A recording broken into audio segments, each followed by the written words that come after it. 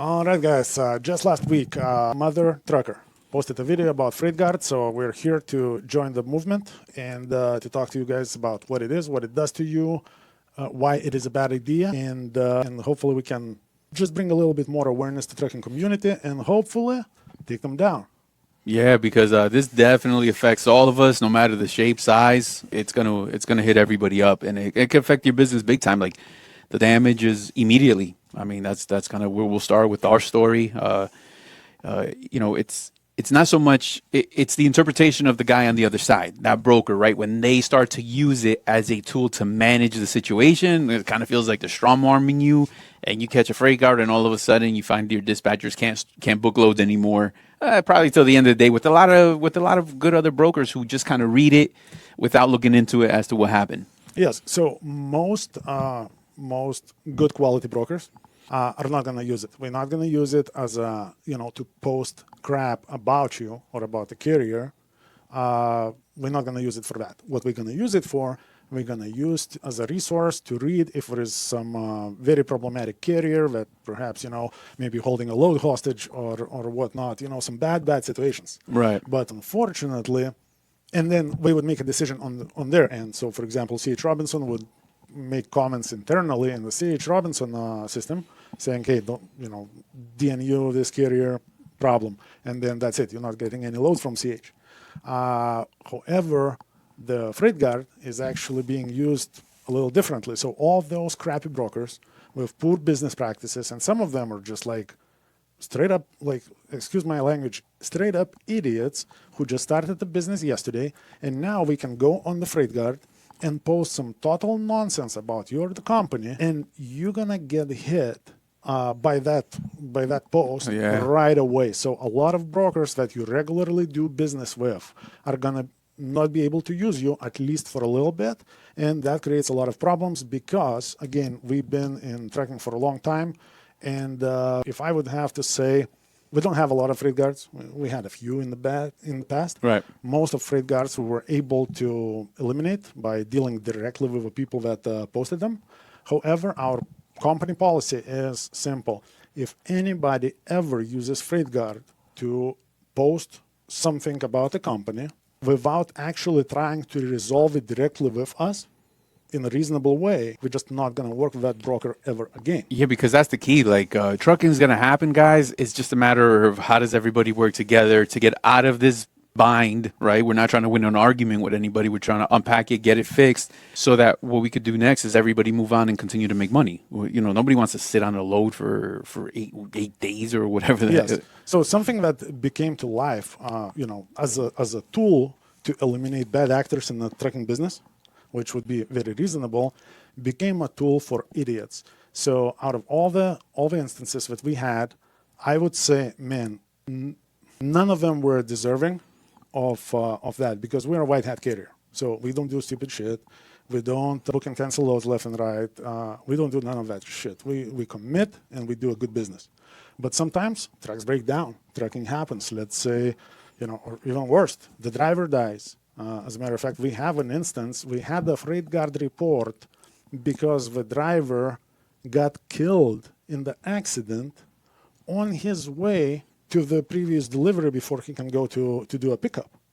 And the broker made a post on the FREIGHTGUARD. We obviously lost quite a few loads in those couple of days before that FREIGHTGUARD was removed. And we actually, the broker was making jokes. He was laughing. He thought that it's all one big joke.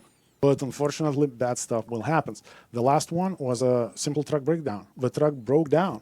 Send in paperwork, send breakdown, everything necessary that comes to prove that. And now all of a sudden, we post crap about you. And now the companies that actually don't even use a FREIGHTGUARD to post, we use only FREIGHTGUARD to read, are no longer able to use you. And imagine, like for us, maybe it's not that big of a deal. It still hurts because you're gonna miss on a few loads. Yeah. However, for somebody who is new in business, who just started, and that can put you out of business very, very quickly for no good reasons. And I heard even like the worst scenario ever for a FREIGHTGUARD, and this is why I'm so passionate about it, was the broker. We had one dispatching training. So the dispatcher was talking to that broker, negotiating the rate, And the broker, I don't remember actual numbers, but it was something along the lines to, let's say we wanted to get $2,000 for that load. The broker said $1,500 is the best I can do. The new dispatching training said no. We had all that on recorded phone line and everything else. Then the broker sends in the rate confirmation for $1,500. The new dispatcher freaks out. Then the manager gets to look into the situation, and he calls the broker and says, "Listen, we're not going to do this load. We said we're not going to touch it unless it pays $2,000 because this is what it's going to take to move this load." And the broker threatened us that he's going to report us to a FREIGHTGUARD for cancellation when we never even booked a load unless we're willing to do it for $1,500. So that's a ripoff. And the problem is, the FREIGHTGUARD then sends in the email saying, "Hey, this is what got reported on you." You can respond to it, and we make it seem like your response is really gonna matter.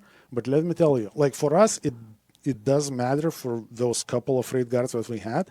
But if you are totally new in business or just like a couple of years in business, and you're gonna respond, "Look, man, here's the receipts, the truck broke down," or whatever the case was, this is why we were unable to do it. Problem is, FREIGHTGUARD marks it as resolved. However, that resolution means nothing to nobody else. What it actually does, it just there is your response, but all these brokers that not gonna use you because of that FREIGHTGUARD, they don't care about your response. They don't care about what was said on the accusation end.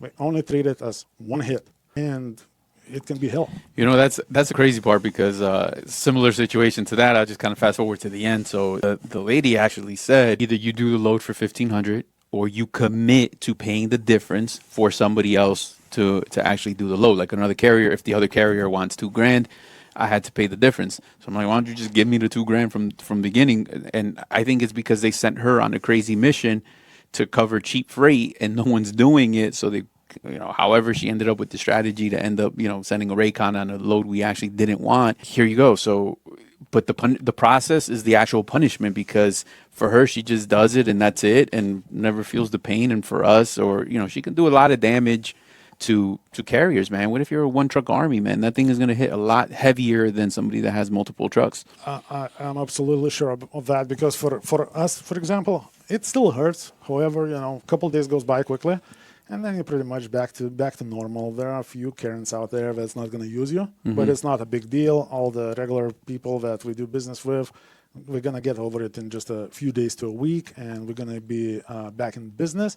It still sucks. However, to anybody brand new, or let's say somebody only has one truck listed on the profile, right? And now we have FREIGHTGUARD, and we only been in business for a year, and I can see how that can put you out of business very quickly, because at least for the first couple of days, you will get some of those brokers saying, "No, we can't use you, we can't use you, we can't use you," unless you have a lot of good contacts that know you personally. Like, for example, in our case, we book tens of loads with some brokers per day. So, that relationship does count. So you just got to understand, guys, when you're in that position and words are flying, you got to know that you got to manage it properly, because you have more to lose than they do at that point. Yes, so I think that for sure, man. What I would suggest, because Mother Trucker is a pretty big YouTube channel, so I'm really happy that he actually talked about it. So hopefully you guys can share it around, share it with other people in trucking community, share it with other trucking YouTube channels, share it on social media. Hopefully we can generate a little bit of movement to somehow, some way affect it. Is that going to be, something great? I don't know. But I say it's worth a try. Again, Mother Trucker, if you're listening to this or watching this video, reach out to us, 863-342-5171. We actually have a few events recorded on the recorded lines with all the documents and everything else. And I'm talking about literally the broker is laughing at the individual that just got deceased. He's all over the news. Using a FREIGHTGUARD as leverage. Using FREIGHTGUARD to just punish us for whatever reason. Again, we resolved that problem. At the end of the day, it got removed. However, I've seen a lot of bad instances of FREIGHTGUARD being misused, and hopefully we can generate some movement in the industry. All right, so there you go.